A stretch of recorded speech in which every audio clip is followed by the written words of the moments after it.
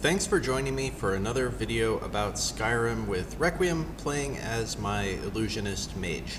And just as I've done before, I thought level 30 was a good time to give another big picture look at sort of how the character is progressing and what has changed since I originally thought of the idea for the build. So the core of it obviously is the illusion spells. I've just been taking every perk that I can. I'm at level 62 now. Once I hit 65, I'll be able to get up into environmental manipulation, and then I think using stuff like Shadow Stride as a substitute for invisibility, I'm pretty sure is what it does, will be nice. And then up at 70, I think that's when the really good stuff starts coming along, which will make me a lot more tanky and effective in combat situations, because I'm kind of overusing the enraging effects. They've just been not as reliable. It's hard to tell which enemies are actually going to be infected by the enrage or the fear spells and so on, and it's pretty frustrating when they don't work. So I'm kind of shying away from those, and I want to be turning more into a not quite combat focused, but more of a hybrid build instead of being entirely relying on AI manipulating spells. I think that'll just be a lot smoother gameplay. Then Conjuration, I haven't done much with that except for casting the Spectral Warhound here and there, and eventually I think that I'll get some more illusion summons that will substitute that entirely, so I don't really have any further plans to advance Conjuration. While I think the Raised Dead spells are super fun, they're also a little bit clunky to use, and so I don't think I want to invest any perks there. Destruction, I've been getting a ton of use out of the advanced runes, even though they do have their flaws. Being able to set traps with those is really cool and fun, and so I'm probably just going to keep, I'll probably just keep perking up into the expert levels. If I eventually have enough spare points, maybe I'll take some extra electric spells. I probably will need at some point to have some higher level destruction spells, so I've got a better avenue to take against dragons, because while the Skull of Corruption certainly works, it actually works perhaps a little bit too well. Using destruction seems a little bit more sporting, and then I don't have to carry around a dedicated weapon just for the purpose of killing dragons. Restoration is my big focus right now. I really want to be advancing the Mage's Guild questline and doing stuff like Felglow Keep, but because my magic resist is still negative 100 because I'm high elf, and I don't think it's ever going to be, no matter how good the gear I get is, I'm still never going to be very resistant to magic. My only real avenue to deal with spells is to get some really good wards going. So I've been dumping my training lately into restoration, and then possibly when I hit 75 in it, I'll be ready to tackle mages. I might give it a shot at 50 and just kind of see how it goes. Once I'm able to take another perk up here and to add up restoration, I'll have some better arcane ward spells, and they won't drain my magic as quickly, and maybe if I'm really clever with those, I'll be able to use them. And, you know, just being able to take some improved healing stuff. I'll just grab this as well, because I do want to be able to take Respite and eventually Mysticism. Those are just really good perks to have to make all of my spells more effective. Nothing in Alteration, that's just how the build is going. I've been doing a lot of just grindy enchanting stuff to level this up. That's part of how I got up to 30, was just enchanting a bunch of things and then selling it for gold. And I haven't really put any further perks into this. I think some point soon I'm going to take Soul Gem Mastery so that I can craft some soul gems. Even though they're just petty soul gems, that's still fine for the purpose of crafting stuff onto amulets and things like that, and I'll be able to pretty quickly advance that. But right now I have such a large stock of petty soul gems, it's not even really a big deal. The main limiting factor has just been spending time to go and kill stuff to fill them up. Smithing has been the other one that I've done some grinding on lately. I have a +5 bonus into it from the Ancient Knowledge bonus from a quest I did earlier, so my real smithing level is 33. Once it hits 50, I'm going to take advanced blacksmithing, and then we're off to the races. I'll make a bunch of jewelry and level it up really fast. But I'd really like to be crafting more dwarven gear, but I just haven't been finding many fire salts to create dwarven powder so I can break down the dwarven scrap metal and stuff that I've found. If you aren't already familiar, in order to create dwarven powder, in order to smelt down dwarven materials, you need fire salts, a gold ingot, and something else. But that something else is not particularly rare. Oh, it's a dwarven oil. So yeah, that'll be really easy once I have a better supply of fire salts. I'm not entirely sure how I'm going to go about doing that because I don't think there's any great way to farm for fire salts, so I've just been checking vendors and stuff. But as I'm eventually able to find some of that, my smithing is going to level up further. Heavy armor, I put some serious thought into whether this was going to be a heavy armored character or not and decided not. And at this point, if I ever did want to use heavy armor, I'd have to invest a lot of training levels into it to get it up to a reasonable level.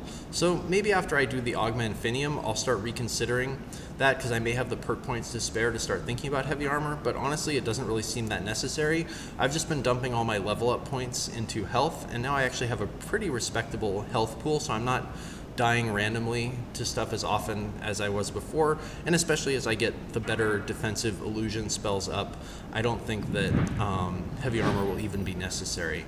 Nothing in block since I'm just never using shields, nothing in two-handed, and early on I had really wanted to be able to take some of these dagger perks. Like that was my original concept of the build, was that I'd have a dagger focus on my one-handed, but what I'm finding is I'm hardly using any one-handed attacks at all, and the points where I would be sneak attacking something, I can almost just as easily kill them with illusion magic, and it's just it costs mana, but it's just about as easy, so there's not any real need for it.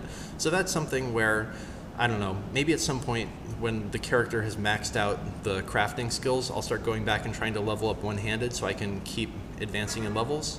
But I've pretty much put that on the back burner because once I get into combat situations, it's pretty much a last-ditch effort anyway, even though it would be really nice to take this penetrating strikes perk just for the minus 50% power attack stamina cost, because then I could sustain myself in combat for a bit longer, but I just don't have the perks to spare to make that happen. Similarly with marksman, it would be really, nope, I don't want that perk. It would be really nice to take range combat training so that ammunition would grant expertise. It would make my dwarven crossbow much more effective than it is right now, but again, at range, I've got so many different options, it's not really necessary. Evasion, I don't think that agility does very much for me. Dodge is kind of a cool concept, but it's kind of weird to use, and usually once I get discovered, either I win the fight immediately or I'm in big trouble. So I don't know if this is really ever going to be worth any perks. I'm actually using 2 pieces of light armor. I'm using 2 pieces of the Ancient Shrouded set, which I picked up a couple levels back, which gives some really nice bonuses. The boots in particular give the cannot be paralyzed ability, which is excellent. So I get a very small bonus by taking agility because I wouldn't be having as much weight penalty, but the marginal gain on that is so small it's probably not worth it.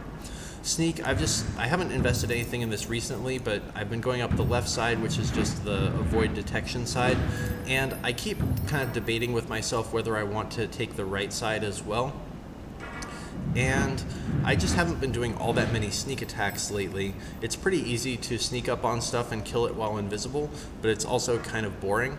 And those kinds of enemies, I mean, sneaking up on them and backstabbing them with Mehrunes Razor is not really any more sporting than just killing them from afar with a fireball or an ice spell or whatever with destruction magic. So maybe it's not even really necessary to take further into sneak and I can just keep relying on magic. That's been working fine. In lockpicking, the last level I got up to 29, I was able to take the level 45 locksmithing perk, and this one is going to take a very long time before I'm able to. I do want to have it, but I think this will be sufficient, especially if I can find some piece of gear which gives me a little bit more expertise in lockpicking. The main reason to have those is to be able to break the master locked door, which is at the end of Blackreach, to get into the Tower of Mizark and get the Elder Scroll and all that stuff. So I need to have that to keep advancing the main quest. But I think if I can just get one piece of gear with a little bit more expertise on it, which I'm pretty sure some of the shrouded armor probably has that, or I could join the Thieves Guild and get something there, and just craft a bunch of lockpicks at the forge, I'll be able to progress there. But I'm just kind of using lockpicking as a way to gain some extra levels. Not doing anything with pickpocket. Speech, I have my 1 base point into haggling, which is just the must-have point. I had originally been considering whether I wanted to be taking the Lore of the Thu'um and the Resistance, perk, but I'm sort of thinking that because my magic resist is so incredibly weak, that anytime I get hit from a shout with a dragon, I'm just dead. It doesn't really matter if I have an extra, I don't know what it is, 10 or even if it was a 20% resistance to shouts, I don't think it's going to do anything, and I'd be better off just relying on clever use of the arcane wards. So perhaps I will just not bother with that. Although it is kind of nice to have the lore of the Thu'um to be able to shout more often. It's more of a luxury than a necessity though. Alchemy, no perks going there, but I have been crafting quite a few potions just to level it up and to have enough magic potions. But not a whole lot to be said there. To make the character more truly powerful, yeah, alchemy is extraordinarily strong, but I'm just straying away from that in order to keep a little bit more challenge in the game. So that's about where the character is standing now. My next big things are putting a couple more levels of training into restoration, which is what I'm about to go and do now, and then Illusionist leveling up organically pretty nicely, and once I hit 65 and 70, I think it'll start to be pretty crazy. So that's about where we are right now. I think this character has, well, I've got a lot of ground left to cover still, so I'm pretty sure I can make it into the 50s, and I have enough variety of skills to make that happen. Thanks for sticking around this far. Do subscribe if you'd like to have updates as I post new videos to this series, and I'll see you in the next one.